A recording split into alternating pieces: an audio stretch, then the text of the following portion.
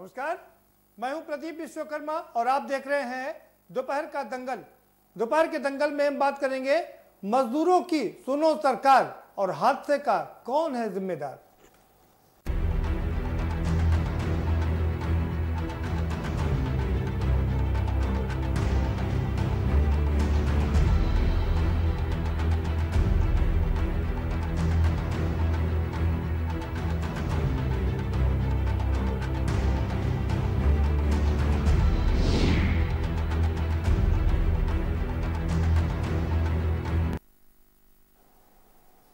जी हाँ, बिल्कुल, हादसे का कौन है जिम्मेदार। जरा मजदूरों के भी सुन लो सरकार। सरकारें लगातार यही कहती रही, चाहे कोई भी सरकार हो, आज़ादी से लेकर के आज तक लगातार अगर कुछ किया गया तो गरीबों के लिए किया गया, मजदूरों के लिए किया गया, श्रमिकों के लिए किया गया, लेकिन और पंक्ति की अंतिम लाइन में खड़े, अंतिम उसमें खड़े लोगों के लिए किया गया, दावे किए गए, वादे किए गए, लेकिन अगर कुछ नहीं हुआ तो उनके लिए कुछ नहीं हुआ। उनका जीवन आज भी वैसे ही है। कोई 1200 किलोमीटर पैदल चलकर घर आ रहा है, तो कोई 1400 किलोमीटर चल के घर पहुंच रहा है, तो कोई 100 किलोमीटर लड़की, 7 साल की लड़की घर चल के और घर से 7 किलोमीटर पहले ही दम तोड़ दे रही है। ये है देश की स्थिति और ये है प्रदेशों की स्थिति। कोई सुध लेने वाला नहीं है। दावे तमाम किए जा रहे हैं, हर राजनीतिक पार्टी दावे कर रही है, वादे कर रही है। कांग्रेस भी दावा कर रही है कि अगर जिसको टिकट नहीं मिला हो हमसे संपर्क करें, हम पैसा देंगे, लेकिन फिर लोग टिकट दिखा रहे हैं कि उनकी सुनने वाला कोई नहीं है। और इन सब के बीच औरंगाबाद में जो एक दर्दनाक हादसा घटा वो दिल दहला देने वाला है। ये तस्वीरें बयां करती हैं कैसे ट्रेन दिखा नहीं सकते, आपको विचलित कर सकती हैं। ट्रेन पर बिखरी पड़ी रोटियां बता रही हैं कि मजदूर वो सूखी रोटियां अपने झोले में रखकर इसलिए लाए थे क्योंकि लंबा सफर तय करना था, पैदल ही निकल चले थे औरंगाबाद के लिए। औरंगाबाद से कर्नाटक, वहाँ पर 40 किलोमीटर पैदल चल करके आए थे और उसके बाद वहीं जब थक गए और हार गए तो पटरी पर सो गए, जिससे कि सुबह उठ करके ट्रेन जब आएगी और वो अपने गृह जनपद मध्य प्रदेश का रुख कर लेंगे। लेकिन हाय, किस्मत ने उनका साथ नहीं दिया और वहीं वो मौत के सोते सोते ही वो मौत के आगोश में समा गए, मौत की गोद में सो गए। अब वो कभी ना उठने वाली नींद में सो गए। कौन सुनेगा इनकी चीत्कार, कौन सुनेगा इनकी पुकार, कब सुनी जाएगी इन मजदूरों की आवाज़। और सबसे बड़ी बात यह कि आखिर इस हादसे का कौन है जिम्मेदार। बात हादसे की करें तो ये एक खाली वैगन थी और खाली वैगन ने इन मजदूरों के ऊपर वो ट्रेन चढ़ा दी और 14 लोग तत्काल मौत के शिकार हो गए। 2 लोगों ने दम तोड़ दिया, अस्पताल में दम तोड़ दिया और करीब 5 लोग अभी भी घायल, 5 मजदूर अभी भी घायल अस्पताल में जीवन और मृत्यु से लड़ रहे हैं। आखिर कौन है इसका जिम्मेदार, ये सबसे बड़ी बात है। कहा यह जा रहा है कि देख लिया था, ड्राइवर ने देख लिया था, बचाने की कोशिश की लेकिन बचा नहीं पाया। दरअसल वो मजदूर थे, कैसे बचा पाता। अगर कोई बड़े घर के लोग होते तो शायद वो बच जाते, क्योंकि उसको चिंता होती। मजदूर अगर मरता है तो मरे, महाराष्ट्र की सरकार क्या कर रही है। और जांच के आदेश दे दिए, पीयूष गोयल ने जांच के आदेश दिए हैं, प्रधानमंत्री ने ट्वीट करके संवेदना जता दी है और कांग्रेस के राहुल गांधी ने भी संवेदनाएं जता दी हैं। मध्य प्रदेश की सरकार ने 5-5 लाख रुपए के मुआवजे का ऐलान कर दिया है। सब ठीक है, लेकिन अब जिसका कोई भाई बिछड़ गया, जिसका कोई पति बिछड़ गया, जिसका कोई बाप बिछड़ गया, वो कहाँ से आएगा, कैसे वापस आएगा, कैसे चलेगा उसका पूरा परिवार, और कौन है इस हादसे का जिम्मेदार। इसी पर चर्चा करेंगे। हमारे साथ में खास मेहमानों का पैनल जुड़ा हुआ है, हम उनसे आपका परिचय करा देते हैं। हमारे साथ यहाँ लखनऊ स्टूडियो से 2 खास मेहमान जुड़े हुए हैं। अमिताभ त्रिवेदी है, पत्रकार, वरिष्ठ पत्रकार है, स्वागत है आपका अमिताभ जी। और हमारे साथ में सुधीर शर्मा जुड़े हुए हैं, पूर्व पीपीएस हैं, आपका भी बहुत स्वागत है सुधीर जी। भारतीय जनता पार्टी के गौरव मिश्रा हमारे साथ में जुड़ रहे हैं और साथ ही कानपुर स्टूडियो से हमारे साथ में 2 खास मेहमान जुड़े हुए हैं। विनय राज चंदेल कांग्रेस के नेता हैं, स्वागत है आपका विनय राज जी। और साथ ही साथ में हमारे साथ में राजनीतिक विश्लेषक मजहर नकवी साहब भी जुड़ गए हैं, आपका भी बहुत स्वागत है। सीधा रुख करेंगे गौरव मिश्रा का। गौरव मिश्रा, आखिर इस जिम्मेदार कौन है इस हादसे का? मजदूरों की कब सुनी जाएगी?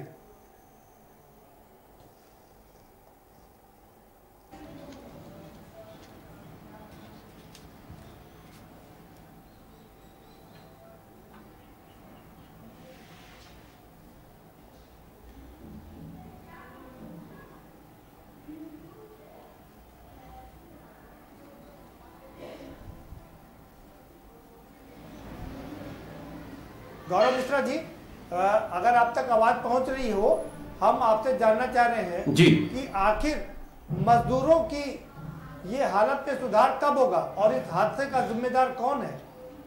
जी प्रदीप जी, ये बहुत दुर्भाग्यपूर्ण घटना है और बहुत पीड़ादायी और दुखद घटना है। मर्माहत कर देने वाली ये घटना है और कहीं न कहीं एडमिनिस्ट्रेटिव फेल्यूर को ये दिखाता है। महाराष्ट्र सरकार को जितना संवेदनशील होना चाहिए था श्रमिक वर्ग को लेकर के, लेकिन जो गैर जिम्मेदाराना रवैया महाराष्ट्र सरकार का रहा है, जिसकी कीमत, जिसका खामियाजा न सिर्फ महाराष्ट्र की जनता भुगत रही है, अपितु सारे श्रमिक वर्ग भी भुगत रहे हैं।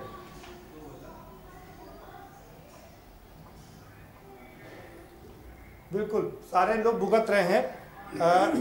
हमारे साथ में विनयराज चंदेल जी जुटे हुए हैं। विनयराज जी, गौरव मिश्रा कह रहे हैं कि महाराष्ट्र की ये नाकामी है और जिम्मेदार महाराष्ट्र की सरकार है, क्या कहेंगे आप? कामयाब तो लग रहा है। पहले तो इस दुखद घटना की मैं मृतक आश्रितों के प्रति अपनी सहानुभूति प्रस्तुत करता हूं और साथ ही मैं सुन रहा हूं कि मतलब आते ही चौवा मारा है इन्होंने। जवाबदेही तो साहब भारत सरकार की है। रेलवे मंत्री कहाँ है?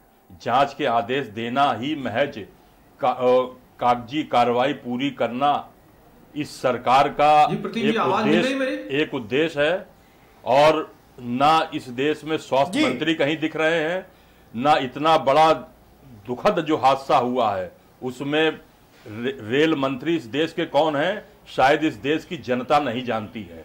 क्योंकि केवल एक मोदी जी का चेहरा इस देश में, बाकी सारे चेहरे छुपा दिए गए हैं। लोगों को मालूम ही नहीं है कि मंत्रालय में कौन मंत्री इसका नेतृत्व कर रहा है। अच्छा है भी, सच्चाई भी है, उनका फिजिकल अपीयरेंस भी कहीं नहीं दिखता है, ना कहीं मीडिया के सामने, ना कहीं घटना स्थल पर। इतनी दुखद घटना है और अभी भी वो बैठ के जांच के आदेश दे रहे हैं। अरे जांच कौन करेगा? आपका कर्मचारी करेगा। जिन 16 लोगों की जान गई है उसके जिम्मेदार कौन है? भारत की रेल मंत्रालय कम से कम 1-1 करोड़ रुपया उनके परिजनों के लिए घोषणा करे। ये पीयूष गोयल निकल के आए और बताएं कि हम जो इस हादसे में जो लोग मारे गए हैं श्रमिक परिवारों को 1-1 करोड़ रुपया क्या हम मुआवजे की धनराशि देते हैं। ये किस तरीके से ये सब चल रहा है? मजदूर कितना मजबूर है आज लोगों को समझ में आ रहा है। इस 14 के बाद से जो देश में जो कार्यकाल आया है वो कितना भयावह है। आदमी डरा है, सहमा है। अब मजदूरों की हालत तो ये है कि अपनी जिम्मेदारियों पे वो जीवन जी रहे हैं। सरकार का कोई दायित्व नहीं है। 8 बजे आप लॉकडाउन की घोषणा करते हैं और 12 बजे इस देश की सारे यातायात को ठप कर देते हैं। आप ये कहां का नियम है कि भारतीय रेलवे की बुकिंग जो होती है 8 बजे तक होती है, रात के 12 बजे तक आपने मजदूरों को विवश किया है। आप कल्पित है, सरकार कल्पित है। सरकार को मैं कटघरे में खड़ा करता हूं। अगर कोई मुकदमा कोई आए तो सरकार के उन लोगों को ऊपर आना चाहिए। आप भारतीय जनता पार्टी आपको कटघरे में खड़ा कर रही है और आप भारतीय जनता पार्टी की सरकार को कटघरे में खड़ा कर रहे हैं। अरे हमको ये क्या कटघरे में खड़ा करेंगे? ये जनता को क्या कटघरे में खड़ा करेंगे? अरे सरकार अगर नहीं चलानी आती है तो निकल के आप इस्तीफा दीजिए, बाहर निकलिए, आप जाइए राष्ट्रपति भवन। अगर सरकार चलाना नहीं आता है तो हटिए। लेकिन देश के लोगों की मौत जो है, मौत के जिम्मेदार दोबारा से आएंगे सिर्फ आप हैं। ठीक है। राजनीतिक विश्लेषक हमारे साथ जुड़े हुए हैं मजहर नकवी साहब, क्या कहेंगे आप? कौन है इन मजदूरों की मौत का जिम्मेदार? देखिए, सबसे पहले तो जो ये दुर्भाग्यशाली घटना हुई है उस पर मेरी हार्दिक संवेदना। और मेरा ऐसा मानना है कि अभी एक सर्वे हुआ था प्रदीप जी, स्वान स्टैंडर्ड वर्कर्स एक्शन नेटवर्क, उसके जो आंकड़े हैं वो मैं आपके सामने प्रस्तुत कर देता हूं और फिर विश्लेषण भी कर दूंगा कि 64% जो मजदूर जॉबलेस हुए हैं उनके पास 100 रुपये से कम है। 82% मजदूरों को अभी तक राशन नहीं मिला है सरकारी दुकानों से या अदरवाइज, और 74% लोग जो हैं उनको लॉकडाउन से अब तक पैसा नहीं मिला है। तो ये पूरे देश का आंकड़ा है। उसमें ये बिल्कुल स्वाभाविक है कि लोग अपने घर लौटने का प्रयास करेंगे। आप जब उनको राशन नहीं दे पा रहे हैं, आप उनको खाना नहीं दे पा रहे हैं, आप उनको वेतन नहीं दे पा रहे हैं और उनके पास क्रय शक्ति के नाम पर 100 रुपए भी नहीं बचे हैं, तो ये कहना कि खाली महाराष्ट्र से जो है चल रहे हैं, पूरे देश ने देखा है जहां जहां पर भी माइग्रेंट वर्कर्स थे उन्होंने अपने घर लौटने की जिद भी की और उसके लिए वो पैदल भी निकल पड़े और साइकिल पर भी निकल पड़े। अब जो औरंगाबाद की जो घटना हुई है इसमें वो थक कर सो गए और ड्राइवर को मालूम भी हो गया, और ये जांच तो आप भी जानते हैं कि इसका कोई फायदा नहीं हुआ है। मेरा एक सीधा सीधा मानना है कि केंद्र सरकार और विभिन्न राज्य सरकारों ने एक सोची समझी रणनीति के तहत ये सोचकर कि लॉकडाउन खुलने के बाद अर्थव्यवस्था को पटरी पर लाने के लिए हमें मजदूरों की जरूरत पड़ेगी, इसलिए ऐसी स्थितियां उत्पन्न कर दी कि वो एक होस्टेज बन के रह गए हैं। जैसे किसी किडनैपर के पास कोई होस्टेज हो जाता है, वैसे ही मजदूर जो थे वो लॉकडाउन में उनको बंधक बना लिया गया और उसी का परिणाम हम भुगत रहे हैं। ठीक है, आएंगे आपके पास दोबारा से। सुधीर शर्मा जी का रुख करेंगे। सुधीर जी पूर्व पीपीएस हैं, तमाम चीज़ों को देखा है उन्होंने अपने सर्विस के दौरान। सुधीर जी क्या कहेंगे इस हादसे को जिम्मेदार आखिर कौन है? क्या मजदूरों की कभी कोई सुनी जाएगी इस देश में? प्रदीप जी, आपने बहुत ही संवेदनशील बात कही है। मरने वाले हमारे मजदूर हैं जिनके प्रति हर भी संवेदना प्रकट कर रहा हूँ, करनी भी चाहिए। बहुत दुखद घटना है। आखिर जैसा आपने कहा जिम्मेदार कौन है? हम केंद्र सरकार और राज्य सरकार के पाले में कब तक गेंदे उछालते रहेंगे? मजदूर मजदूर है, वो किसी भी देश की रीढ़ की हड्डी होता है, चाहे वो फैक्ट्री हो चाहे समाज हो। जब तक वर्कर नहीं होंगे तब तक मालिक नहीं होगा। मालिक की पहचान वर्कर से है, वर्कर की पहचान मालिक से नहीं होती है। और आज जो मजदूर मरे हैं, किन परिस्थितियों में मरे हैं, आ रहा हूं चंदेल जी, ये बहुत ही संवेदनशील मुद्दा है। क्यों मजबूर हुए वो पैदल चलने के लिए पटरी जी? क्या उसका मालिक जिम्मेदार नहीं है जो अभी तक अपने वहां नौकरी रखे था? बिल्कुल। क्या वो समाज जिम्मेदार नहीं है जो उनको नौकरी में रखे था? सोचना होगा, हम सब इसके लिए जिम्मेदार हैं। जी, हमारे साथ में वरिष्ठ पत्रकार भी जुड़े हुए हैं, उनका रुख कर लेते हैं अमिताभ जी का। अमिताभ त्रिवेदी, कैसे देखते हैं आप इस घटना को, किसको जिम्मेदार मानते हैं? प्रदीप जी, सबसे पहले जो मजदूरों का निधन हुआ बहुत दुखद है। हमको ये सबसे पहले देखना होगा, जो मेट्रोपॉलिटन सिटीज़ होते हैं, दिल्ली, मुंबई, अहमदाबाद, गुजरात, जहाँ जहाँ फैक्ट्रियाँ और जहाँ जहाँ माइग्रेट करके उन प्रदेशों से मजदूर जाते हैं जहाँ पर कुछ ऐसी स्थितियाँ पहले नहीं थीं, आज शायद हों, कि वो मजदूर वहाँ पर काम करने के लिए विवश होते हैं अपना गाँव घर छोड़ने के लिए। सबसे बड़ी समस्या तो ये आई है, आप मूल में आइए। फिर जब वो मजदूर जिस प्रदेश में काम कर रहे हैं उस प्रदेश की ये जिम्मेदारी नैतिक बनती है कि उनकी सारी व्यवस्थाएं करे। अगर लॉकडाउन की स्थिति इसलिए करी गई कि वायरस फैले ना, वहाँ पर एक दूसरे को दोषी ठहराना, राज्य सरकार केंद्र को ठहराए, केंद्र राज्य सरकारों को ठहराए, ऐसा नहीं है। महाराष्ट्र के मुख्यमंत्री जी ने यह कहा था कि हमारे यहाँ के मजदूर जितने भी हैं वो सब सुरक्षित रहेंगे, उनकी सारी व्यवस्था की जाएंगी। आखिर ऐसी कौन सी कमी आई कि लोग पलायन करने पर मजबूर हुए?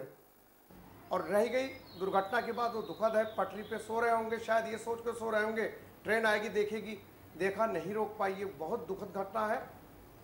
इसकी समीक्षा ये होनी चाहिए कि आखिर देश के मजदूरों का और किसानों का आखिर ये स्थिति पलायन की क्यों है, और अभी जो घटनाएं घटी इससे भविष्य में हमको सबक लेना होगा प्रदीप जी, कि जो प्रदेश में जहां मजदूर हैं उनकी व्यवस्थाएं ऐसी रहे कि खाने पीने की व्यवस्थाएं मजबूत बनी रहती, जिससे वो ना भागते। राज्य सरकारों की साफ नाकामी है जो ये स्थिति भागने पे मजबूर हुए। ठीक, चंदेल साहब आप कुछ कहना चाह रहे थे, पहले जल्दी से कह दीजिए अपनी बात, फिर आपसे तमाम सवाल भी लेने हैं। अभी जो अधिकारी महोदय ने कहा कि गेंद पाले में डालना, ये देखिए गेंद और बल्ले की बात नहीं है, ये मानवीय संवेदनाओं की बात है। लॉकडाउन का ऐलान किसने किया? राज्य सरकार ने किया कि देश की सरकार ने किया? सबसे पहला तो ये सवाल है, किसने किया लॉकडाउन? इसकी घोषणा केंद्र की सरकार ने, सुन लीजिए साहब, पूरी बात होने दीजिए। केंद्र की सरकार ने घोषणा की और 8 बजे टीवी पर आते हैं और 12 बजे के बाद सार्वजनिक वाहनों पर प्रतिबंध लग जाता है। जो जहां पे था, जिस हाल पे था, शून्य की स्थिति पे खड़ा हो गया। उसके पेट साहब, ये बीती बात हो गई है। अरे साहब, बीती बात इतनी बड़ी घटना है। देखिए ना, देखिए इतनी विभत्स घटना है, इतनी नकारा, इस सरकार की नकारा घटना है। इसको आप कहना पूर्ण की बातें हो गई, बातें तो होंगी साहब। देखिए, ये लॉकडाउन की घोषणा देश के प्रधानमंत्री जी ने किया।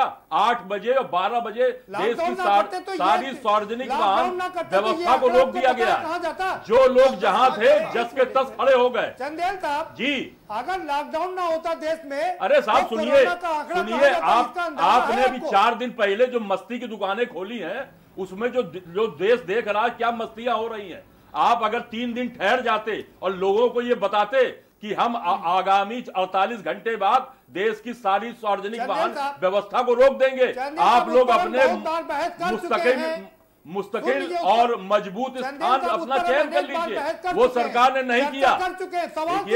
ये काला अध्याय है। उस दिन को काला दिवस के रूप में देश मनाएगा। सरकार जिम्मेदार है कि बिल्कुल है, बिल्कुल है, भारत की सरकार जिम्मेदार है। महाराष्ट्र की सरकार इसके लिए जिम्मेदार नहीं है। सुन लिए साहब, सबसे पहले लॉकडाउन पे आइए, सबसे पहले लॉकडाउन पे आइए, फिर व्यवस्थाओं पे आइए। लॉकडाउन की घोषणा का तरीका ये है, नहीं करूंगा। लॉकडाउन की घोषणा का तरीका ये नहीं है। की बात करिए, हादसे का जिम्मेदार कौन है? हादसे का रेल मंत्रालय जिम्मेदार है। रेल मंत्रालय जिम्मेदार है। रेल मंत्रालय जिम्मेदार है। मैं मांग करता हूं आपके चैनल से 1-1 करोड़ रुपया उनके परिजनों को दिया जाए। सरकार ने उन मजदूरों को शेल्टर क्यों नहीं दिया? सुनिए साहब, आप जब आदमी छटपटाता है ना, पेट में अन्न नहीं होता, जेब में दाम नहीं होते हैं, तो कैसे भागता है, किस तरीके से। ये वानगी पूरे देश ने देखी है, पूरे देश ने देखी है। जनता राहत दे रही है। सुन लीजिए, सरकारें कोई भी सरकार हो, मैं सारी सरकारों का घरे में खड़ा करता हूं, जनता ही राहत दे रही है। लंच पैकेट जनता दे रही है, मदद जनता कर रही है। सरकार कहां दिख रही है? सारी सरकारों को छोड़ दीजिए, मैं आपको कटघरे में खड़ा कर रहा हूं। बताइए, आप कटघरे में खड़ा करिए, मुझको खड़ा करिए, बिल्कुल खड़ा करिए।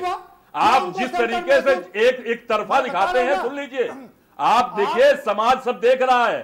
देखिए, कम से कम सच्चाई को दिखाइए, सच्चाई को। आप ये कह के बच नहीं सकते। मैं बिल्कुल, सुनिए, अगर मैं मुलजिम हूं तो मैं सजा भुगतने को तैयार हूं, और अगर जो भी मुलजिम है तो भी सजा भुगतने को तैयार रहे। मैं आपके चैनल के माध्यम डंके की चोट पे कहता हूं, महाराष्ट्र सरकार की जिम्मेदारी थी और उस मालिकों की जिम्मेदारी थी जिनके यहाँ वो काम करते थे। अरे मालिक भी तबाह हो चुके हैं, मालिकों का भी सब दुकान ठंडी हो गई, बंद हो गई है। लॉकडाउन के तरीके पे क्यों नहीं बहस होती है? ये तरीका किस तरीके अडॉप्ट किया गया, उस पे क्यों नहीं आप लोग बहस करते हैं? लॉकडाउन के तरीके पे प्रदीप जी, लॉकडाउन का तरीका भारत में गलत था, ये मैं डंके की चोट पे कहता हूं।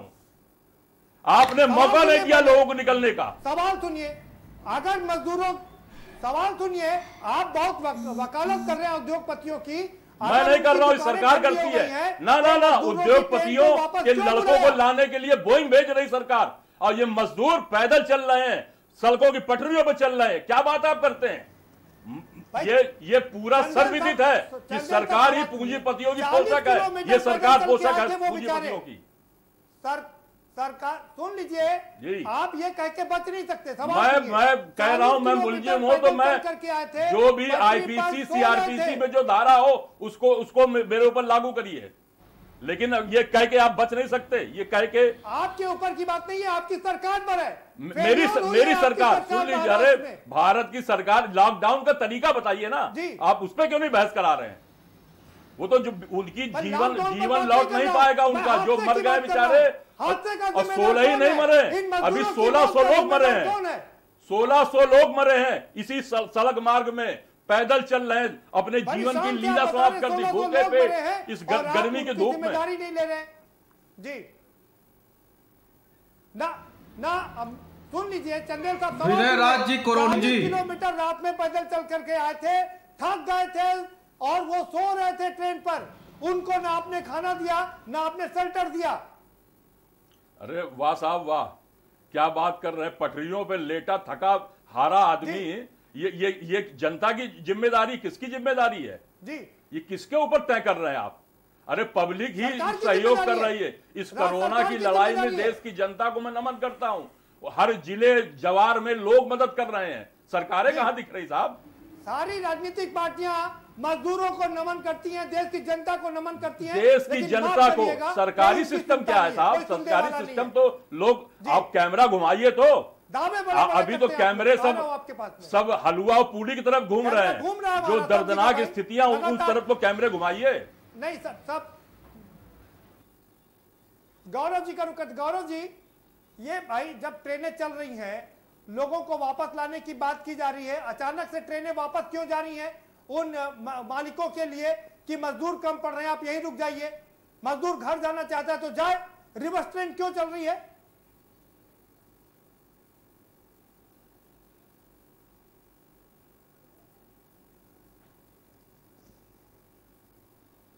अरे इनके पास कोई उत्तर नहीं है।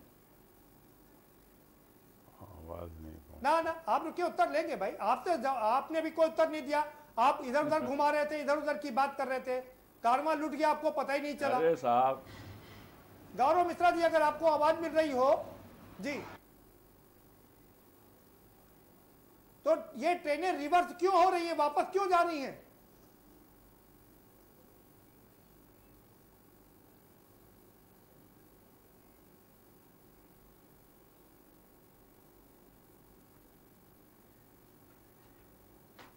गौरव जी, आपको आवाज मिल रही है क्या?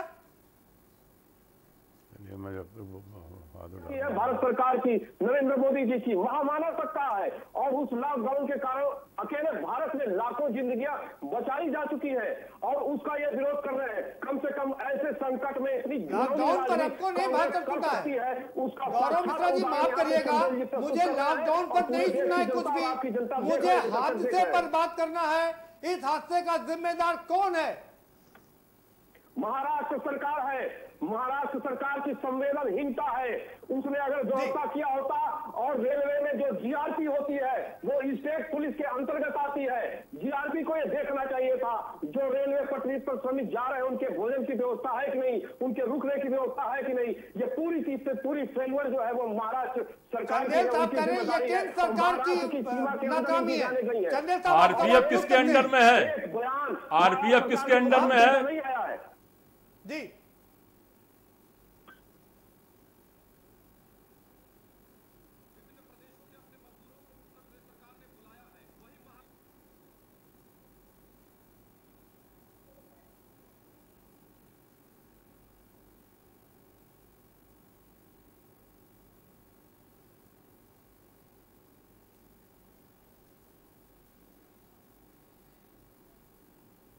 चलिए, लगता है गौरव मिश्रा जी तक आवाज नहीं पहुंच रही। गौरव जी, अगर आपको आवाज मिल रही हो, चंदेल साहब का सवाल है कि आरपीएफ किसके अधिकार में है? चंदेल साहब का ये आरोप है कि ये वो सारा महकमा आपके अंदर में आता है और जिम्मेदारी आपकी है। आरपीएफ रेलवे की पुलिस फोर्स है, वही जीआरपी जो होती है वो स्टेट पुलिस फोर्स के अंतर्गत आती है। जीआरपी, उसको भी उतनी जिम्मेदारी लेनी पड़ेगी। एक बयान महाराष्ट्र सरकार का अभी नहीं आया है, एक ट्वीट महाराष्ट्र सरकार का अभी तक नहीं आया है। मध्य प्रदेश सरकार ने 5-5 लाख रुपए सहायता देने की घोषणा की है, यद्यपि उससे उनकी जान वापस नहीं आ सकती श्रमिकों की, लेकिन इसे संवेदनहीनता का प्रमाण जरूर महाराष्ट्र सरकार ने प्रस्तुत किया है अपना।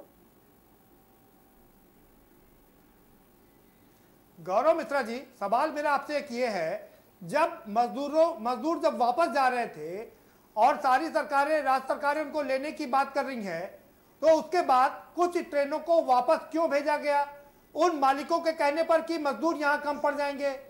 मालिक ध्यान देते नहीं है, फैक्ट्री मालिक पल्ला झाड़ दिया कि मेरे पास पैसा नहीं है, हम उनको पैसा दे सके, मजदूरी दे सके, खाना वो दे नहीं पा रहे हैं, और हम उन मालिकों की फिक्र करते रह जाते हैं। उत्तर प्रदेश सरकार ने जो कदम उठाए हैं प्रदीप जी, मैं बहुत पूर्ण विश्वास के साथ आश्वस्त होकर आपको ये कह सकता हूं कि श्रमिकों के प्रति उत्तर प्रदेश सरकार की जो संवेदनशीलता है, जो उनका भाव है, वो बहुत साफ उजागर है। 15 लाख मजदूरों को एकोमोडेट करने का, उन्हें पुनः रोजगार गौरव जी आपको रुकना पड़ेगा, सीधे ले चलते हैं। बसपा की राष्ट्रीय अध्यक्ष कुछ कह रही हैं, जरा उनको सुना देते हैं। वो क्या, वो भी शायद अभी तक कई हादसे हो चुके हैं, लेकिन महाराष्ट्र स्टेट के औरंगाबाद के पास मालगाड़ी द्वारा रौंदे जाने से घरों को लौटने वाले लाचार व मजबूर लगभग 19 प्रवासी मजदूरों की हुई मौत व अनेकों के घायल होने की खबर वह संबंधित दृश्य जो खबर आई है और जो वहाँ का जो दृश्य जो देखने के लिए मिला है, वह संबंधित दृश्य बहुत ही विचलित करने वाला है। लोगों के उस दृश्य को देखकर लोगों के रोंगटे खड़े हो रहे हैं। और जब से मैंने ये घटना ये सुनी और मौके पर जिस तरीके से मीडिया ने जो उसको दिखाया, वास्तविकता जो है, तो उसको देखने के बाद तो मैं बहुत ज़्यादा दुखी हूँ। हमारी पार्टी बहुत ज़्यादा दुखी है और ये सब केवल केंद्र व राज्य सरकारों की लापरवाही व असंवेदनशीलता का ही परिणाम नहीं है तो और क्या है। कुदरत ऐसे में उनके परिवारों को इस दुख को सहन करने की शक्ति दे और सरकारों को भी इनके मामले में थोड़ी सद्बुद्धि भी जरूर दे। और इस घटना के मामले में मेरा यही कहना है कि केंद्र और राज्य सरकारों को इस प्रकार की दर्दनाक घटनाओं को पूरी गंभीरता से लेना चाहिए। ये जो घटना घटी है, और भी घटनाएं घटी, ये बहुत दर्दनाक घटना घटी है, तो केंद्र और राज्य सरकारों को इस प्रकार की दर्दनाक घटनाओं को पूरी गंभीरता से लेना चाहिए ताकि ऐसी घटनाओं की फिर से पुनरावृत्ति ना हो सके। साथ ही उनके पीड़ित परिवारों की पूरी आर्थिक मदद भी जरूर करनी चाहिए, क्योंकि उनकी आर्थिक मदद के साथ साथ उनके परिवार को नौकरी भी, किसी मेंबर को नौकरी भी इनको जरूर देनी चाहिए जो ये घटना घटी है। इसके अलावा लॉकडाउन के कारण बदहाल हुए प्रवासी मजदूरों को रेल व बस की मुफ्त व्यवस्था करके उन्हें उनके घरों तक सुरक्षित पहुंचाना चाहिए। सरकारें आखिर किस दिन गरीब व लाचार जनता के काम आएंगी। हालांकि इस मामले में सच्चाई ये है, ये जो जिनको वापस भेजने की बात तो की जा रही है, तो लेकिन इस मामले में सच्चाई ये है कि एक तरफ तो सरकारें भूखे व लाचार लाखों प्रवासी मजदूरों से घोर अमानवीय व्यवहार करते हुए तो उनसे क्रूरता के साथ किराया भाड़ा वसूल कर रही है, तो वही ये बसपा सुप्रीमो मायावती जो कह रही है कि दर्दनाक हादसा केंद्र को जिम्मेदार ठहरा रही है। कह रही है कि मजदूरों को बड़ा मुआवजा देना चाहिए, उनके हर परिवार को नौकरी दी जानी चाहिए और तमाम सहूलियत ही मुहैया कराई जानी चाहिए। और बाइट दे करके उन्होंने अपनी तीसरी कर दी है, बता दिया है कि हम भी बहुत संवेदनशील हैं, मजदूरों के साथ में खड़े हुए हैं।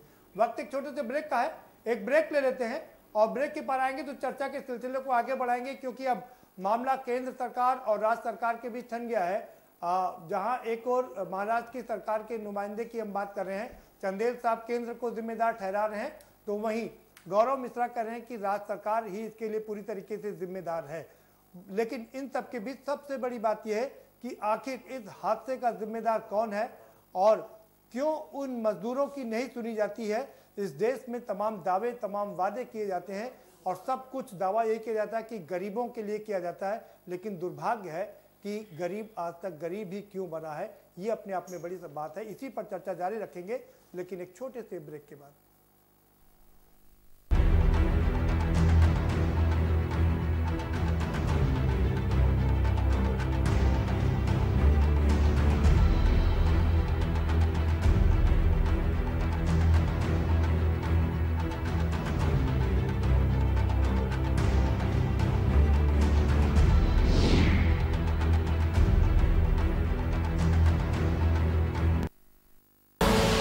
आप देख रहे हैं के न्यूज, खबरों का सारथी। Mount Litra Z School, Unnao, #1 in academics, #1 in sports, best teachers, best result, smart classroom, best transport facility, world class infrastructure के साथ Mount Litra Z School, Unnao। खुदी को आजमाया है तो ये अंदाज आया है, खुदी को आजमाया है तो ये अंदाज आया है। तुम में भी मैं हूं, शुद्ध प्लस पान मसाला। आप जब कोई चीज लिखते हैं तो पूरा गहन अध्ययन करके लिखते हैं, और वेदों पर तो आपका ऐसे लगता है कि एक कंट्रोल है। इन 28 में से सबसे बेहतर किताब आपको कौन सी लगी जो आपके दिल को छू गई हो? तो वो पुस्तक है, उसका नाम है ऋग्वेद और रामविलास शर्मा। और देसाई जी की राष्ट्रवाद पर किताब है, वह भी हमारी विचारधारा के विरोधी, उनका भी पक्ष माना। अखिलेश यादव कह रहे हैं पूर्व मुख्यमंत्री की इस समय विधानसभा का विशेष सत्र बुलाया जाना चाहिए। हमारे विधानसभा के सभा मंडप में 403 सीटें नहीं हैं। प्रैक्टिकल बात पर ध्यान दें, व्यवहारिक दृष्टि से ध्यान दें। एक सीट छोड़ने से भी 1.5 मीटर की 1 मीटर की दूरी बनती नहीं है। एक बात, इसलिए ये व्यवहारिक नहीं। ये ब्लेसिंग इन डिस्गाइज भी है। मानव एकदम घर में अपने दोनों चरण उसने घर में खींच लिए, इसकी वजह से प्रकृति को बड़ी राहत मिल गई। लॉकडाउन हुआ तो लॉकडाउन के कारण तमाम परिवर्तन आए। हवाएं बिल्कुल गीत गाने लगी, पक्षी भी सवेरे आते हैं लगे बहुत ज़्यादा। तो ऐसा लगता है कि मनुष्य तो डरा हुआ है, लेकिन जो प्रकृति है वो बहुत आनंद मगन है। और अथर्ववेद में तो पूरा एक सूक्त है जहाँ पर पृथ्वी को कहा गया है कि आप माता हैं और हम आपके पुत्र हैं। निश्चित रूप से ये एक ऐसी महामारी है जिसकी ना तो कोई अब तक औषधि खोजी जा सकी है और ना ही इससे बचने का कोई टीका अथवा प्रारंभिक उपाय है।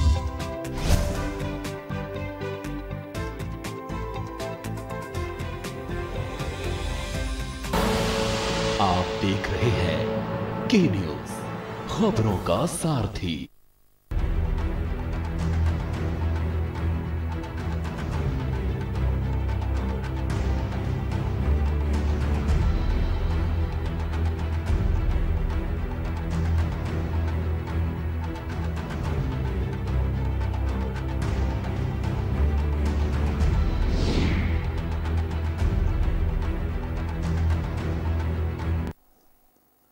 ब्रेक के बाद आपका स्वागत है। हमारे साथ सारे खास मेहमान जुड़े हुए हैं और इस बीच बहुजन समाज पार्टी की मुखिया ने ऐलान कर दिया है और दुख जता दिया है बाइट दे करके, कह दिया कि केंद्र सरकार इसकी जिम्मेदार है और वो मुआवजे का ऐलान करे, सारे परिवारों को एक एक सरकारी नौकरी भी दे।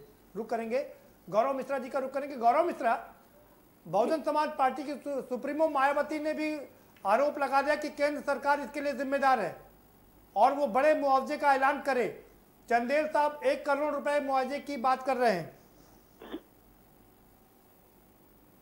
राज्य सरकार का भी किया और केंद्र सरकार से की तरफ से मंत्री जी ने स्पष्ट निर्देश दिए है कि त्वरित जांच करके इसकी रिपोर्ट प्रस्तुत की जाए और जो अधिकतम सहायता मुहैया कराई जा सकती है वो सहायता मुहैया कराई जाए। और निश्चित रूप से जो पीड़ित परिवार है उसके संदर्भ में केंद्र सरकार जो उचित होगा वो सहायता जरूर प्रदान करेगी।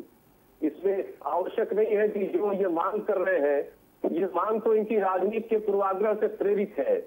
तो राजनीतिक यदि करना है तो महाराष्ट्र सरकार से भी करना चाहिए था।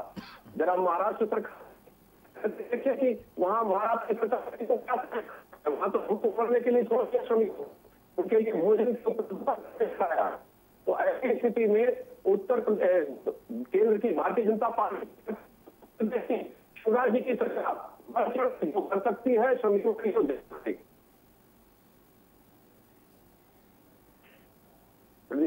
ठीक है गौरव। चंदेल साहब, आप मांग कर रहे हैं कि 1 करोड़ रुपए का मुआवजा दिया जाए, केंद्र सरकार दे। महाराष्ट्र की सरकार ने अभी तक कितने मुआवजे का ऐलान किया है?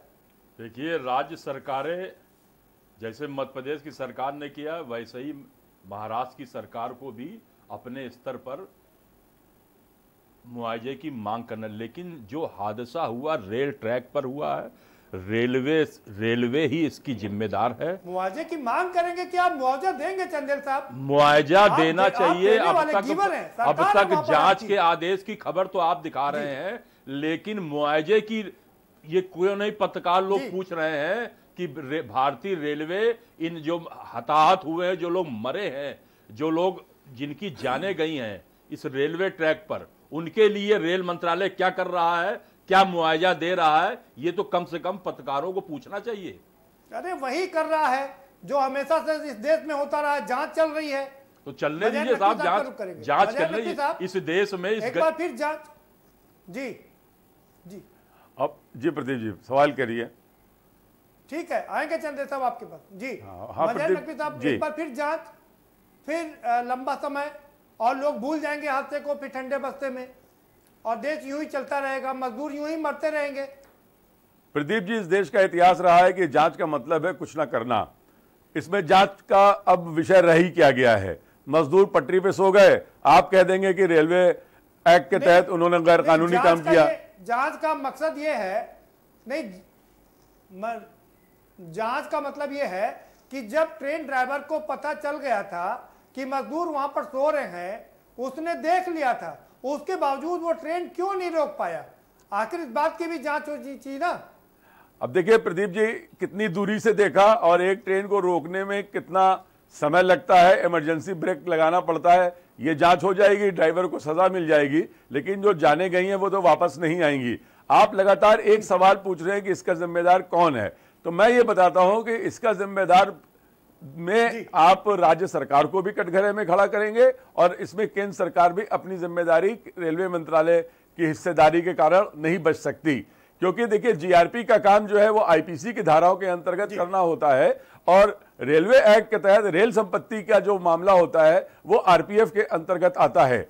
जिन लोगों को नहीं मालूम है, मैं उनको बताना चाहूंगा कि जालना या औरंगाबाद, ये जो मध्य प्रदेश और महाराष्ट्र का इलाका है, ये बहुत ही सुनसान इलाका होता है। यहाँ पर आवागमन जो है बहुत कम होता है। यही कारण था कि मजदूरों ने पैदल का जो है रास्ता अपनाया। लेकिन औरंगाबाद की पुलिस क्या कर रही थी, उसने 60 लोगों को कैसे निकलने दिया और उन लोगों को क्यों नहीं स्पॉट करा गया, ये भी हमको देखना होगा। और साथ साथ हमें यह भी देखना होगा कि जो उद्योगपति हैं वो कौन से उद्योगपति हैं, किस श्रेणी के उद्योगपति हैं। अगर वो पब्लिक लिमिटेड कंपनी है तो उनके लिए सिर्फ जेल की सलाखें होनी चाहिए, और अगर वो सूक्ष्म या मध्यम दर्जे के उद्योगपति हैं तो वो लॉकडाउन में इस तरीके से मजदूरों की कोई मदद नहीं कर सकते। ये अगर औरंगाबाद की जगह हरियाणा होता तो ये एक भी मौत नहीं होती। तो देखिए, दोनों लोग जिम्मेदार हैं। मध्य प्रदेश सरकार को, महाराष्ट्र सरकार को भी क्लीन चिट नहीं दी जा सकती, केंद्र सरकार को भी क्लीन चिट नहीं दी सकती। और मायावती जी से मेरा यह अनुरोध है कि बसपा के पास भी काफी फंड है, तो खाली लिप सिंपैथी करने के बजाय अपनी पार्टी के फंड से वो इन मजदूरों के परिवारों के लिए किसी अच्छे, क्या नाम है, क्षतिपूर्ति की बात करती। हाँ ठीक, बिल्कुल ठीक बात। सुधीर जी के पास सुधीर जी, आप 40 किलोमीटर बेचारे पैदल चले थे वो मजदूर, झोले में सूखी रोटियां जिस तरह से ट्रैक पर बिखरी पड़ी है, विचलित करता है मन की नहीं करता है? क्या इस देश की आत्मा मर गई? देखिए, हमारे हिंदुस्तान में प्रजातंत्र है और प्रजातंत्र सबसे बड़ी कमजोरी है विद ड्यू रिगार्ड हमारी मीडिया जी। हमको मीडिया में अपनी फोटो देखने के काफी शौक होता है कि सबका सोशल वर्क। एक हम स्काउट गाइड के टीचर रहे थे, हमको एक पढ़ाया गया था गुड टर्म कि हर एक बच्चे को दिन में सुबह उठ के अच्छा काम करना चाहिए जी। टीचर्स ने बोला कि अच्छा काम क्या होता है, उन्होंने बोला किसी बुढ़िया को सड़क पार करा देना अच्छा काम है। टीचर ने पूछा क्लास में सब्जेक्ट क्या? अरे भाई चैनल प्रमोट भी तो करता ना, जो अच्छे काम करता है उसको दिखाता है तो लोग प्रोत्साहित होते हैं। कहा वो आपको बता रहे हैं कि लोग अच्छा काम सिर्फ वहां करना चाहते हैं जहाँ कैमरा है जी। कुछ गाँव में कोई अच्छा काम नहीं करने पहुंचा जहाँ भूखे लोग सो रहे थे, जहाँ भूखे लोग जा रहे थे। क्या वहां पे समाज सेवी संस्थाएं नहीं है? क्या वहां पे एनजीओ नहीं है? ये बात अगर वहां पे हमारा कैमरा होता तो एनजीओ जरूर एक्टिव हो जाते। ये बात हम आपसे कहना चाह रहे थे। बिल्कुल। और यही वजह है कि ये भूखे प्यासे लोग निकले। शर्म की बात है उनको क्यों निकलना पड़ा। जैसा मदर भाई ने कहा कि किस जहाँ के श्रमिक थे, कहाँ के श्रमिक थे, कहाँ काम करते थे, वो लोग भी जिम्मेदार हैं। और आरपीएफ रेलवे एक्ट देखता है और जीआरपी, आईपीसी, सीआरपी के क्राइम देखती है। और रेलवे ट्रैक पे सोना, जैसे कि ने बोला, सही बात है कि आरपीएफ के कह के आप लोग पल्ला झाल सकते हैं कि ट्रैक पे सोना कानूनी अपराध है, जो उन्होंने अपराध किया इसलिए उनके खिलाफ कार्रवाई होनी चाहिए। कानून सबके लिए। अरे मरे हुए लोगों के खिलाफ क्या कार्रवाई करेंगे? वही बात है कि जो आदमी मौत के आगोश में सो गया उसको क्या सजा देंगे आप? इससे बड़ी सजा कुछ हो सकती है? जिम्मेदार है सबसे बड़ा, वो पल्ला झाड़ लेंगे ये कह के। पहला व्यक्ति वो जिम्मेदार है जहां ये श्रमिक काम करते थे। जी ठीक है, जहां ये व्यक्ति काम करते थे, बिल्कुल वो भी उनको ये आपने अच्छी बात रोटी और रोटी मिल गई होती तो उनको पैदल नहीं चलना। ये आपने बिल्कुल। अमिताभ जी, किसको ये तीन निकल के आ रहे हैं? केंद्र सरकार भी पार्शली जिम्मेदार है, राज्य सरकार जिम्मेदार है क्योंकि वो उनको रहना और खाना नहीं दे पाई, और साथ ही साथ में वो मालिक भी जिम्मेदार है जो उन मजदूरों को अपने पास रोक करके उनको अपने रोक नहीं पाए। जी जी, प्रथम बिंदु जो सबसे पहली बात कि वो मालिक सबसे पहले जिम्मेदार हैं जिन्होंने अपने काम के लिए उन मजदूरों को जिन जिन कंपनियों में रहे हों, अलग अलग, या तो वो श्रमिक ऐसे हों जैसे ठेले कोमचे वाले होते होंगे तो उसके लिए वहां पर यही नहीं पता चलेगा कौन मालिक था जी। और अगर मालिक होंगे उनके तो वो उनके आधे जिम्मेदार है, 50% जिम्मेदार है जिन्होंने उनकी इस स्थिति में उनका साथ छोड़ दिया। दूसरा बिंदु, राज्य सरकार को मैं फिर कटघरे में खड़ा करता हूं। उत्तर प्रदेश का मैं निवासी हूं, मैं उत्तर प्रदेश की स्थिति देख रहा हूं। 50,000 मजदूर अब तक आ चुके हैं, 1,000 उनको दिया जाता है, खाने का पैकेट दिया जाता है, आप भी देखते होंगे, रोज प्रेस ब्रीफिंग होती है, एक सिस्टम चल रहा है। और तीसरी बात एक और है कि इतने लोग जो अभी कहा, श्री शर्मा जी ने कही कि इतने लोग वहां से निकले कैसे, रास्ते में रोके क्यों नहीं गए, उनकी व्यवस्था क्यों नहीं की गई। बस उसके बाद अगर रेल की आती है कि मेरे हिसाब से कोई भी हादसे किसी की जानकारी में और जान के नहीं किए जाते। ड्राइवर ने कोशिश की होगी, ब्रेक लगा नहीं होगा, वो जांच का बिंदु है, अलग बिंदु है, क्या होगा क्या नहीं होगा, लेकिन रेल को भी मुआवजा देना चाहिए। महाराष्ट्र सरकार को सबसे ज्यादा मुआवजा देना चाहिए, चूंकि उनकी कमी से ये चूक हुई है। महाराष्ट्र सरकार सबसे पहले कटघरे में, उसके बाद देखिए मध्य प्रदेश की तो कोई गलती नहीं है, मध्य प्रदेश के लोग वहां काम करने गए थे, उनका कोई दोष नहीं, उन्होंने सबसे पहले दिया शिवराज सिंह चौहान जी ने। और रहेगी बात, ठीक, बसपा के पास भी फंड है जो खाली, अरे फंड तो सारी राजनीतिक पार्टियों के सभी को देना चाहिए, थोड़ी ना है, सभी को आना चाहिए। सारी राजनीतिक पार्टियां टीएमसी से लेकर के डीएमके से लेकर के जी कांग्रेस भाजपा सभी के पास में फंड है भाई। और कोविड फंड से भी इनको फंड देना चाहिए। चलिए, कोविड फंड से भी। विनय राज चंदेल जी, सवाल सीधा सा है, अगर उन मजदूरों को रहने की और खाने की व्यवस्था हो जाती तो वो घर से यूं ही ना निकल पड़ते, ये बात आप जिम्मेदारी इसकी लेते हैं कि नहीं लेते हैं? देखिए, जो ग्राउंड रियलिटी है, किन स्थितियों पे वो लोग रह रहे हैं, क्या परिस्थितियां हैं, बाहर निकलते हैं तो पुलिस का डंडा दिखता है, घर के अंदर कैद हैं, 10 बाई 12 के कमरे में 15-15 लोग कैद हैं, ये सच्चाई है। ये हर राज्य की सच्चाई है, ये ऐसा नहीं है कि ये हर राज्य की सच्चाई है कि लोग। आपके यहाँ से खबर आ रही चंदेल साहब जी कि पूरे पार्कों में, खुले स्थानों में क्वारंटीन सेंटर बनाए गए हैं जी, अच्छी तस्वीरें दिखा रहे हैं आप लोग मीडिया में, लेकिन वहां पर इन लोगों को रोक क्यों नहीं पा रहे हैं? देखिए अब वही है ना, किन हालातों में, देखिए तस्वीरें क्या आ रही हैं और ग्राउंड रियलिटी क्या है, उसमें जमीन और आसमान का फर्क है। ये जो दिखाया जा रहा है ये ऐसा नहीं है, ये 1% है और 99% लोग बिल्कुल अपंग हैं, कमजोर हो चुके हैं, तब ये जान छोड़ के भाग रहे हैं, जो भयावह स्थिति को फेस नहीं कर पाते, अंतरात्मा फटी जा रही है, तब लोग निकल के भागते पैदल 1400 किलोमीटर, 1600 किलोमीटर। तो आपकी है ना सरकार। अरे साहब, फिर देखिए, फिर व्यापक बात करनी पड़ेगी। अब आपने सरकार की बातें की, उतने ही दोषी वो भी है, लेकिन इसमें सबसे ज्यादा दोषी केंद्र सरकार है, क्योंकि लॉकडाउन का तरीके में लोगों को समय नहीं दिया गया, ये मेरा कहना है। इसको आप समझिए तो लॉकडाउन का तरीका जो था वो 8 बजे आते हैं और 12 बजे से सारे सिस्टम को जीरो कर दिया जाता है, तो आप ये भयावह स्थिति तो आ जाएगी। आप बगल के पड़ोसी देश पाकिस्तान को देख लीजिए, देखिए पाकिस्तान, 25,000 लोग वहां पर संक्रमित हैं, 21 करोड़ की जनता है और 25,000 लोग संक्रमित हैं। सुन लीजिए, जब फ्री डीजल पेट्रोल देश को मिल रहा है, केवल शॉर्टेज लग रहा है, तब यहाँ पे दाम बढ़ाए जा रहे हैं। आप देखिए लोगों की जेब में कैसे डाका डाला जा रहा, पैसे नहीं है लोगों को, सबको मालूम है। बहुत लंबी बहस हो जाएगी। वही मैं कह रहा हूँ, आप पोर्टल जारी कर रहे हैं, अभी आपने पाकिस्तान का नाम लिया इसलिए मैं बोलना पड़ा। फिर के मांग रहा पैसा दीजिए, पैसा नहीं दे रहे आप। सुन लीजिए, पाकिस्तान की मैं बात इसलिए कर रहा हूँ, मैं जनरली पाकिस्तान का नाम नहीं लेता हूँ, बहुत छोटा सा देश है, नहीं लेना चाहिए, उसकी मैं तुलना भी नहीं करता हूँ, नहीं लेना चाहिए, लेकिन मैं इसलिए तुलना कर रहा हूँ, वहां पर 21 करोड़ की सवाल सुनिए, 21 करोड़ की जनता है, 25,000 लोग वहां पर बीमार हैं। हमारे यहाँ 130 करोड़ की जनता है, मात्र 50,000 लोग संक्रमित हैं। आप समझ लीजिए कि लॉकडाउन का कितना बड़ा फायदा इस देश ने मिला है। देखिए, इसका अंदाजा लगा लीजिए। हाँ, मैं ये एक छोटी सी बात मेरी पूरी हो जाने चाहिए, करूंगा मेरी एक छोटी बात पूरी हो जाने दीजिए। इस देश की आबादी का 70% ग्रामीण क्षेत्र में लोग रहते हैं। इस भारत की आबादी जितनी 130 करोड़ है, उसमें 70% लोग ग्रामीण क्षेत्र में रहते हैं। तो ये जो करोड़ इस वजह से ये आपको जो आंकड़े दिख रहे हैं, इस वजह से दिख रहे हैं, क्योंकि हमारी आधी से ज्यादा 70% लोग गांवों में रहते हैं। तो इसलिए खुला वातावरण है, खेत खलियान है, इसलिए लोग बचे हुए हैं। ठीक है, ठीक है, समझ गया आपकी बात, इतने बच गए। वो लॉकडाउन की वजह से नहीं बचे आप सब। नहीं, लॉकडाउन देखिए, लॉकडाउन तो आवश्यक था, लेकिन तरीका गलत था, बस ये मेरा कहना। गांव में स्थिति, गांव पर नहीं जाऊंगा, नहीं बहुत लंबा चला जाएगा, आऊंगा आपकी बात में। गौरव मिश्रा जी, सवाल ये उठता है कि मायावती कह रहे हैं कि मुआवजा देना चाहिए, और चंदेल साहब कह रहे हैं 1 करोड़ का मुआवजा देना चाहिए, सरकारी नौकरी देना चाहिए। मध्य प्रदेश की सरकार ने 5-5 लाख रुपए देने का ऐलान कर दिया है। जी,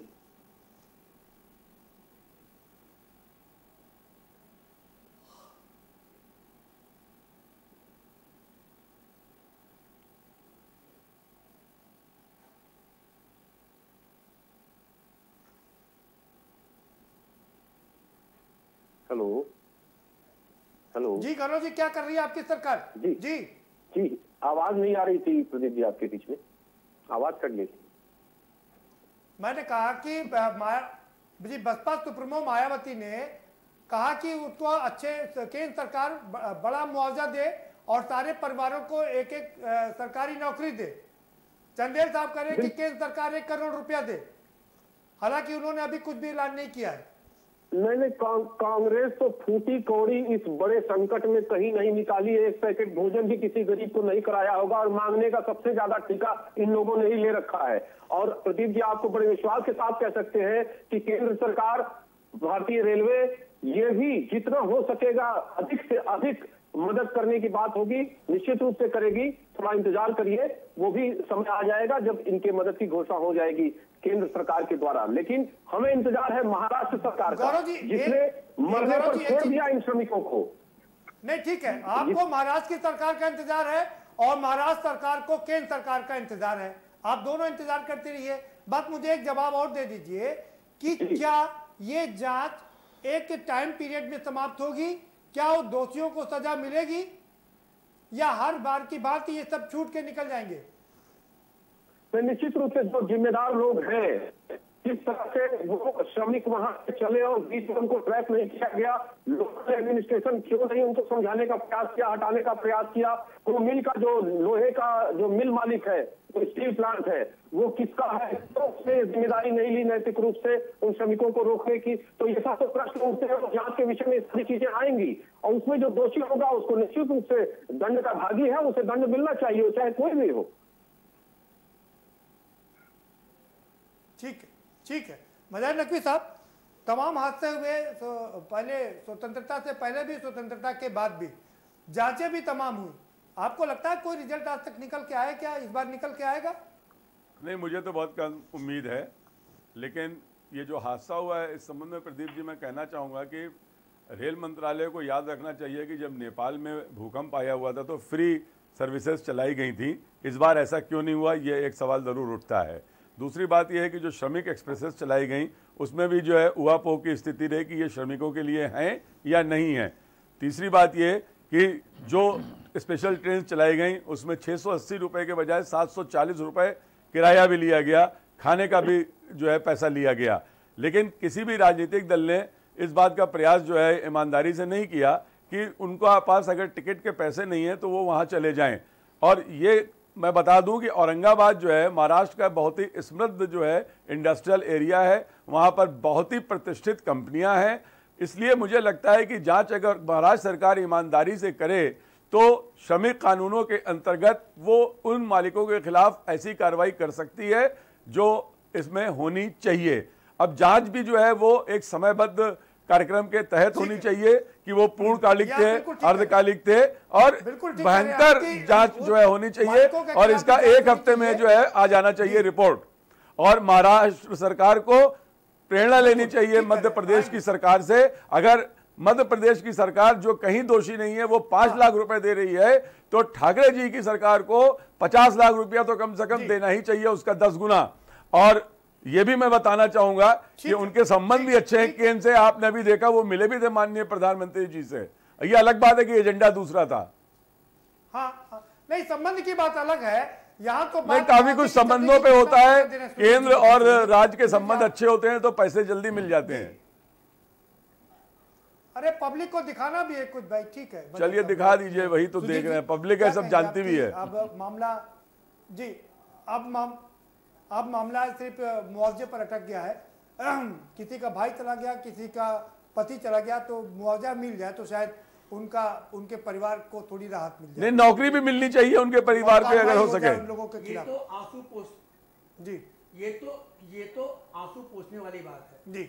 हम तो फिर एक संवेदनशील नागरिक होना कहेंगे कि हमें यह प्रयास करना चाहिए ना कि मुआवजे की मांग तो अपनी जगह है जी, मुआवजे खाली आंसू पोष सकते हैं, ऐसी घटनाएं घटित ना हो भविष्य में। बिल्कुल, उसको रोकने के लिए हम सब मिलकर के प्रयास करें। जहां पे भी एक चीज दिखाई पड़ती है उसको हाईलाइट करके वहीं का वहीं दबाया जाए। ये मजदूर आज एक खाली महाराष्ट्र में नहीं मरे हैं, ये घटना कहीं भी हो सकती है। अभी आप देखिए, आदि पेपर में निकला कि हाईवे के ऊपर, सही पथ के ऊपर पति पत्नी साइकिल से जा रहे थे। बिल्कुल, तो ऐसी नौबत क्यों आ रही है? लोग कहां से आ रहे हैं, कहां जा रहे हैं?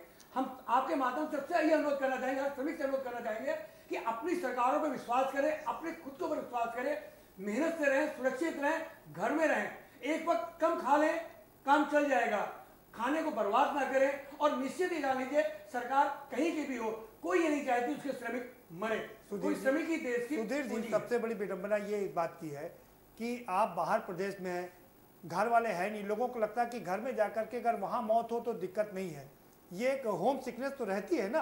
आदमी 40 दिन से बाहर पड़ा हुआ है और उसको ये पता नहीं कि कब तक 2022 तक चलेगा, 2025 तक चलेगा। तो ऐसे में तो घर जाने की बात करेंगे। अमिताभ जी करेंगे। अमिताभ जी जी, ये बात सच है कि सारे लोगों की जिम्मेदारी के साथ साथ में उन मालिकों की भी जिम्मेदारी बहुत ज़्यादा है जो जहाँ पर ये मजदूर एम्प्लॉय थे। क्यों वो नहीं रोक पाए और क्यों उन्होंने शेल्टर नहीं दिया, क्यों वहाँ से मजदूर पलायन करे? इसके लिए सबसे बड़ा कल्प्रिट क्या वही है, राज्य सरकार को इस ओर भी जांच करनी चाहिए। बिल्कुल, सबसे पहले जो आपकी बात जो आपने कही ना कि होम सिकनेस के चलते जाने को लिए बड़े होंगे, लेकिन जब महाराष्ट्र के मुख्यमंत्री ने यह कहा था कि हम पूरी जिम्मेदारी रखेंगे, तो ये जांच का विषय क्यों आया? अगर और जो पूंजीपति जो फैक्ट्रियों के मालिक रहे होंगे, मालिकान रहेंगे, उनको जांच का एक विषय है। अगर केंद्र सरकार, अगर राज्य सरकार जांच नहीं करती है और सही सामने नहीं आता है, तो माननीय उच्चतम न्यायालय को स्वतः संज्ञान लेकर के इस पर कठिन और कठोर निर्णय लेकर के जांच करवानी चाहिए और दूध का दूध सब सामने आ जाएगा, कहाँ कौन दोषी है। और एक ये जो कोविड का संक्रमण काल है, ये एक मान के चलिए हमारे आने वाले देश के लिए आने वाले समय में नई दिशा और दशा निर्धारित करेगा। कोविड पर हम लोग बहुत बात कर चुके हैं। नहीं जी, नहीं, बस मैं यही कहना चाह रहा हूँ। चंदेल साहब जी, ये क्या उन मालिकों के खिलाफ भी जांच होगी? आप लोग मुआवजे का ऐलान करेंगे? देखिए, इसमें जो भी कल्पित है, जो परिस्थितियां हैं, ये विवश होकर महाराष्ट्र की बात नहीं है। देश के तमाम राज्यों से मजदूर निकल चुका है, चल चुका है। अब तक 1600 मौतें हुई हैं रोड साइड पे अब तक के। उनकी किसी ने भी चर्चा, आपको मैं धन्यवाद देता हूं, कम से कम आपने आज ये चर्चा शुरू कराई। कम से कम जो लोग मर गए हैं, गस खा के गिर गए, जिनके दम निकल गया, उन पे भी लोग याद करेंगे। आज की ये इतनी सार्थक आपकी चर्चा है, कम से कम जो लोगों की चर्चा ही नहीं हुई और वो अपनी जीवन लीला समाप्त कर गए, केवल उनके परिजन जानते हैं, देश समझ ही नहीं पाया। आज ये इतनी सार्थक आपने चर्चा कराई, कम से कम हम लोग उनको भी याद कर रहे हैं। सरकारों को उनको भी वहां भी सोचना चाहिए कि कौन लोग उत्तर प्रदेश में मर गए, कौन हरियाणा मर गया, कौन महाराष्ट्र में मर गया, कौन राजस्थान में मर गया। सबको विनम्र श्रद्धांजलि दे जी सकते जी, हैं। उनको कम से कम उन सरकारों को कुछ ऐसा आर्थिक सिस्टम बना दे कि उनका परिवार पले और कम से कम आगे का जीवन जिए, ये मेरी मांग है। चाहे वो राजस्थान हो, चाहे कहीं का भी हो, चाहे कांग्रेस शासित पंजाब हो, मैं सब जगह मांग करता हूं। जी जी ठीक है, ठीक है, ये अच्छी बात है, अच्छी बात। गौरव मिश्रा जी, आपका फाइनल कमेंट क्या कहेंगे कि क्या उन मिल मालिकों के खिलाफ भी कार्रवाई होनी चाहिए? निश्चित रूप से प्रदीप जी, जो जिम्मेदार लोग हैं और मिल मालिकों के ऊपर संवैधानिक और नैतिक दोनों जिम्मेदारी बनती है, इसलिए वो भी कहीं न कहीं इस घटना के जिम्मेदार हैं, क्योंकि उन्हें सूचना देनी चाहिए थी कि उनके परिसर से मजदूर यदि निकल रहे हैं, अपने घर की तरफ जा रहे हैं, तो उसकी सूचना प्रशासन को अवश्य देनी चाहिए थी। लेकिन यहाँ पे प्रशासनिक फेल्यूर भी है, राज्य सरकार का फेल्यूर है। और यहाँ पे एक बात जरूर हम कहना चाहेंगे, इस पूरे पेंडेमिक में, पूरे महामारी में जिस तरह से उत्तर प्रदेश के पूज्य योगी आदित्यनाथ जी ने प्रदेश के श्रमिकों के प्रति जो मानवता का भाव प्रदर्शित किया है और जो इच्छा शक्ति दिखाई है उनको एकोमोडेट करने की, एक व्यक्ति भी उत्तर प्रदेश में जो प्रवासी मजदूर है दूसरे प्रदेशों का, वो भागने पर विवश नहीं हुआ है। उन्हें भोजन की व्यवस्था, उनके रहने की व्यवस्था, और अब यहां तक कि 15 लाख से अधिक जो दूसरे प्रदेशों से हमारे मजदूर भाई आ रहे हैं, उनको विभिन्न विभागों के अंतर्गत स्किल करके रोजगार भी देने की व्यवस्था हमारी उत्तर प्रदेश सरकार करने जा रही है। ये बहुत बड़ा मिसाल स्थापित करेगा और मुझे लगता है सभी प्रदेशों को इसका अनुसरण करना चाहिए। अरे वो तो ठीक है, लेकिन जरा जो मजदूर स्वर्गवासी हो गए उनकी भी बात कर लीजिए, उनके लिए उनकी बात नहीं करेंगे, ये उनके लिए बात नहीं करेंगे, कर दीजिए जल्दी से। रटा रटाया इनके पास बातें हैं। बहुत शुक्रिया आप सभी मेहमानों, मध्य प्रदेश सरकार आप सभी मेहमानों का बहुत शुक्रिया इस चर्चा में शामिल होने के लिए। तो के न्यूज उन मजदूरों को, उन श्रमिकों को जो देश के कर्णधार हैं, उनको श्रद्धांजलि देता है, और हम उनको श्रद्धांजलि ही दे सकते हैं, लोगों को, सरकारों को जागरूक कर सकते हैं कि वो आगे आए और वो जो मृतक के परिवार के लोग हैं उनको तसल्ली दें और सांत्वना देने के साथ साथ में उनके लिए एक मुआवजे का ऐलान किया जाए, जिससे कि कम से कम जिसका भाई गया हो या जिसका पति चला गया हो या जिसके घर का कमाने का एक सदस्य ही चला गया हो, वो अपना जीवन कम से कम ठीक से गुजार सके। फिलहाल इस कार्यक्रम में इतना ही। आप हमें दीजिए इजाजत और बाकी खबरों के लिए देखते रहिए के न्यूज़ इंडिया।